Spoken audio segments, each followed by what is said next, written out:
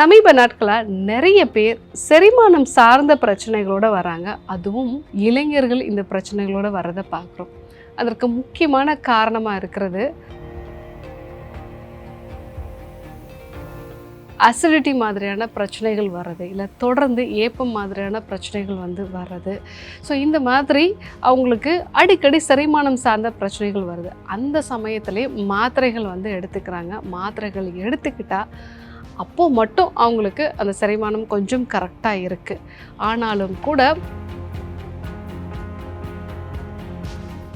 பிரெயின்லேருந்து நிறைய ஸ்டிமுலேஷன் நம்ம வயிற்றுக்கு வருது. ஸோ பிரெயினில் ஒரு டிராஃபிக் ஜாம் ஆகுது. உங்களால் விஷயங்களில் அதிகமாக இருக்குது அப்படின்னா வயிற்றில் தான் அதிகமான தூண்டுதலை கொடுக்கும். ஸோ ஏன்னா இது செகண்ட் பிரெயின் நம்ம சொல்லுவோம் இல்லைங்களா. ஸோ அந்த மாதிரி நமக்கு தூண்டுதலை அதிகமாக கொடுக்கும் பொழுது உணவு இல்லாத சமயத்துலேயும் நமக்கு நிறைய ஆசிட் செக்ரேஷனை உண்டு பண்ணும். இது நாளடைவில் நம்ம சாப்பிடக்கூடிய உணவுகளை செரிக்கிறதுக்கு தேவையான அந்த ஆசிடோட அளவு குறைஞ்சி போக ஆரம்பிச்சிடும். ஸோ அந்த கண்டிஷனில் தான் நிறைய பேருக்கு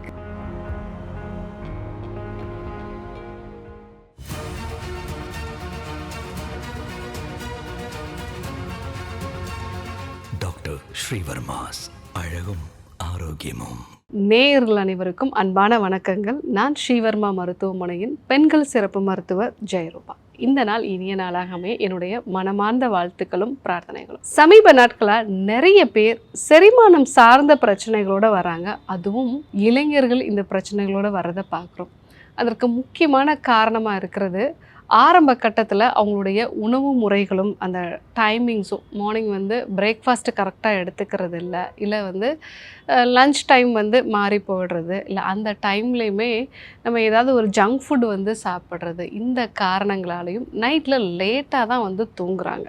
ஸோ அதனால் இனிஷியல் டைமில் அவங்களுக்கு ஒரு செரிமான கோளாறு வருது. அந்த மாதிரி டைமில் ஜெல் வகையான மருந்துகளை குடிக்கும்போது அப்போதைக்கு அந்த செரிமான பிரச்சனை கொஞ்சம் பெட்டராகுது.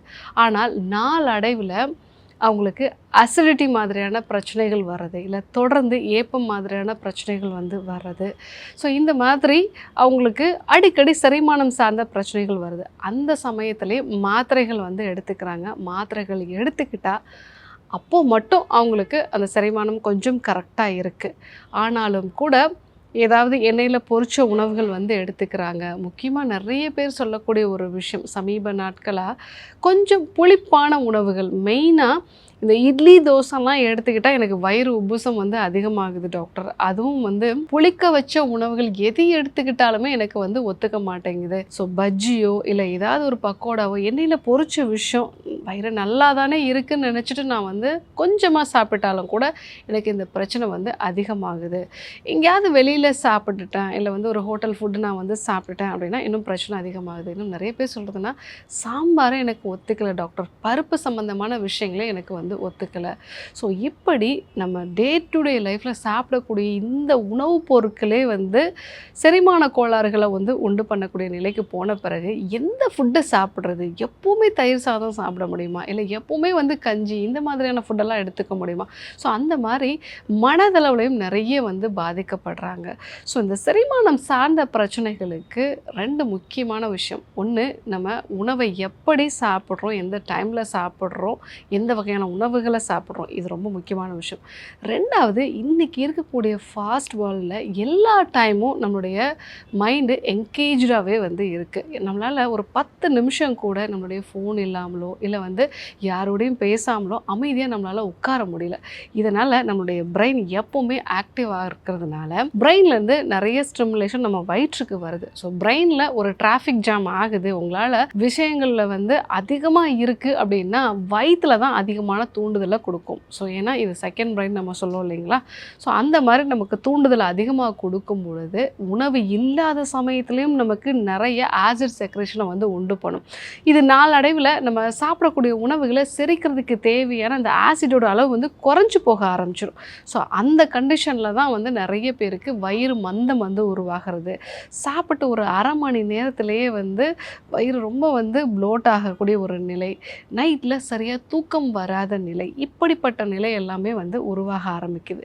ஸோ ஆரம்ப கட்டத்தில் உணவை தப்பாக சாப்பிட்றது, டைம் மாறி சாப்பிட்றது, இல்லை வந்து ரொம்ப நேரம் பசிக்க விட்டு வந்து சாப்பிட்றது, இல்லை ஜங்க் ஃபுட் அடிக்கடி எடுத்துக்கிறது, லேட் நைட்டில் எடுத்துக்கிறது, இந்த விஷயங்களால தான் முதல்ல செரிமான கோளாறு வருது.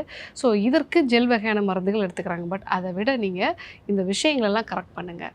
டைமுக்கு கரெக்டாக சாப்பிடுங்க. முடிஞ்ச மட்டும் நீங்கள் சாப்பிடக்கூடிய உணவை முழுசாக உங்களுடைய மைண்ட் ஃபுல்லாக வந்து சாப்பிட முடியுமான்னு பாருங்கள். டிவி பார்த்துட்டோ, இல்லை வந்து ஃபோன் பார்த்துட்டோ, இல்லை யார் கூடயாவது பேசிக்கிட்டே நீங்கள் சாப்பிட்றீங்க அப்படின்னா அந்த உணவை முழுசாக மென்று சாப்பிட மாட்டீங்க. செரிமானமும் வந்து கரெக்டாக நடக்காது.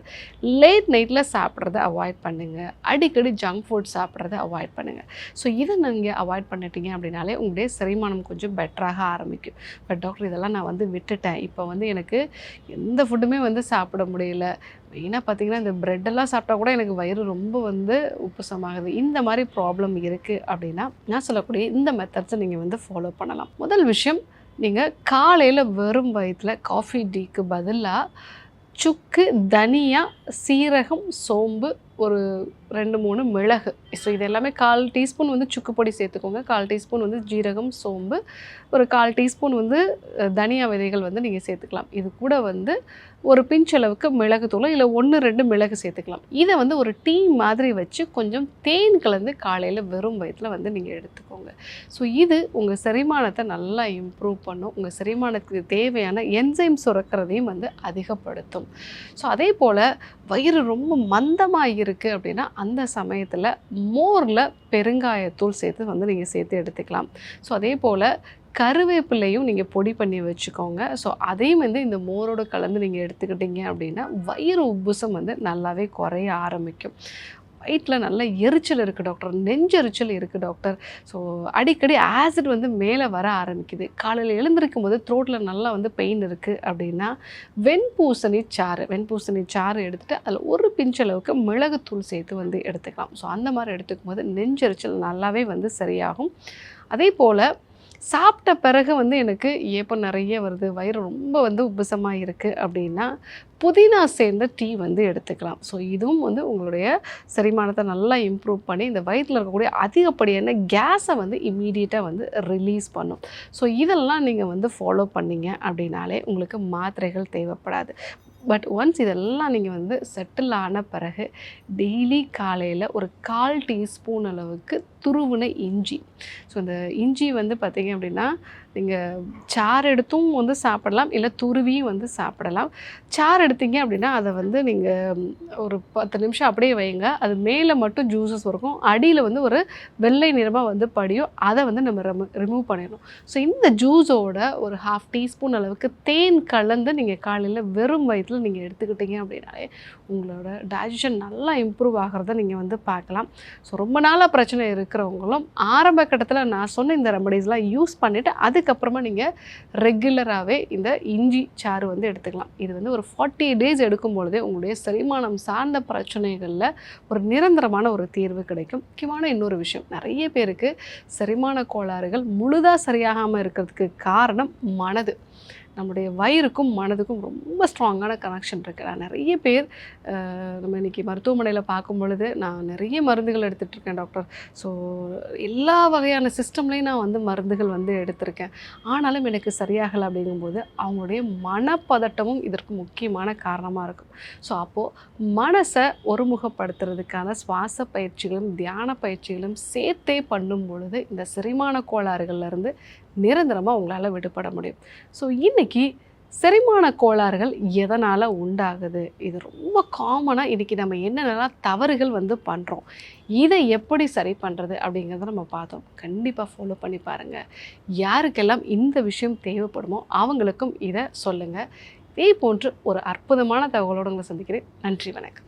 அறுவை சிகிச்சையில் குணம் இது ஆயுட்கால நிவாரணம். டாக்டர் ஸ்ரீவர்மாஸ் ஸ்ரீ வர்மா ஆயுர்வேதா மருத்துவமனையின் வெல்னஸ் குருஜி அவர்களை ஜூலை மாதம் 3ஆம் வாரம் 15ஆம் தேதி புதன்கிழமை காலை 6 மணி முதல் மதியம் 3 மணி வரை நாகர்கோவிலிலும், 16ஆம் தேதி வியாழக்கிழமை காலை 6 மணி முதல் மாலை 6 மணி வரை மதுரையிலும், 17ஆம் தேதி வெள்ளிக்கிழமை காலை 6 மணி முதல் மாலை 6 மணி வரை மதுரையிலும், 18ஆம் தேதி சனிக்கிழமை காலை 6 மணி முதல் மாலை 6 மணி வரை திருச்சியிலும், 19ஆம் தேதி ஞாயிற்றுக்கிழமை காலை 6 மணி முதல் மாலை 6 மணி வரை திருச்சியிலும் சந்தித்து மருத்துவ ஆலோசனை மற்றும் ஆசி பெற தொடர்பு கொள்ள வேண்டிய தொலைபேசி எண்கள் 9500946634 9500946635. ஆச்சார்யா டாக்டர் ஸ்ரீவர்மா அவர்களிடமும் வெல்னஸ் குருஜி அவர்களிடமும் நேரடியாக பயிற்சியும் ஆசியும் பெற்ற doctor Hemala Tiruvallur, doctor Aneesh Fathima Ambattur, doctor Surya Kodambakkam, doctor Jayarupa Manapakkam, doctor Radha Velachery, doctor Jayakanthan Pondicherry, doctor Pooja Tiruvannamalai, doctor Saraswathi Salem, doctor Suriyabharathi Trichy, doctor Abirami Thanjavur, doctor Abina Mubisha Madurai, doctor Jebashin Nagercoil, doctor Malathi Coimbatore, doctor Sonali Hosur, doctor Guna Apsara Bangalore, doctor Navneeth Hyderabad, doctor Siddhanath Mumbai. பட்டப்படிப்பு மற்றும் பட்ட மேற்படிப்பு முடித்த மருத்துவர்களை சந்தித்து சிகிச்சை பெறலாம். முதுகு வலியா, மூட்டு வலியா, கை கால் நீட்ட மடக்க இயலாமையா, அறுவை சிகிச்சை இல்லா குணம், ஆயுட்கால நிவாரணம். டாக்டர் ஸ்ரீவர்மா PCR, மகாராஜா தைலம் அனைத்து மருந்து கடைகளிலும் கிடைக்கும். அனைத்து நோய்களுக்குமான குணம், ஆரோக்கியம் தரும் மருத்துவர்கள் doctor Srivarma's. Doctor Srivarma's Vajicare, his wellness for her happiness.